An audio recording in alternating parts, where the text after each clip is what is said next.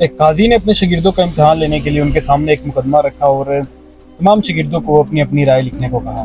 قاضی نے کہا کہ مقدمہ کچھ یوں ہے کہ ایک شخص کے گھر مہمان آئے، وہ ان کی خاطر مدارت کرتا ہے اور اپنے ملازم کو بھیجتا ہے دودھ لینے تاکہ مہمانوں کے لیے کھیر بنائی جائے۔ ملازم دودھ کا برتن سر پر رکھ کے آ رہا تھا کہ اوپر سے ایک چیل گزری جس کے پنجوں میں ایک سانپ تھا۔ سانپ کے منہ سے کچھ زہر کے قطرے نکلے جو کہ دودھ میں جا گرے۔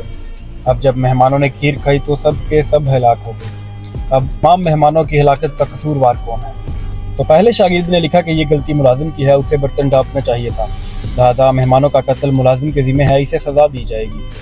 قاضی نے کہا کہ یہ بات درست ہے کہ ملازم کو برتن ڈانپنا چاہیے تھا، لیکن یہ اتنا بڑا قصور نہیں کہ ملازم کو موت کی سزا دی جائے۔ دوسرے شاگرد نے لکھا کہ اصل جرم گھر کے مالک کا ہے، اسے پہلے خود کھیر چکھنی چاہیے تھی اور بعد میں مہمانوں کو پیش کرنی چاہیے تھی۔ قاضی نے یہ جواز بھی مسترد کر دیا۔ تیسرے شاگرد نے لکھا کہ یہ ایک اتفاقی واقعہ ہے، مہمانوں کی تقدیر میں مرنا لکھا ہوا تھا، اس میں کسی کو سزاوار قرار نہیں دیا جا سکتا۔ قاضی نے کہا کہ یہ کسی جج کی اپروچ نہیں ہونی چاہیے، اگر جج مقدمات کو تقدیر پر ڈال دے گا تو پھر انصاف کون کرے گا۔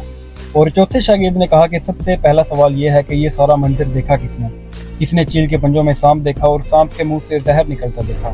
اگر اس سب کا گواہ ملازم ہے تو وہ مجرم ہے، اگر گواہ مالک ہے تو وہ مجرم ہے، اور اگر اس کا کوئی گواہ نہیں تو جس نے یہ کہانی گڑھی ہے وہ مجرم ہے۔ قاضی نے اپنے چوتھے شاگرد کو شاباشی دی اور صرف اسے ہی قاضی کے منصب کا اہل قرار دیا۔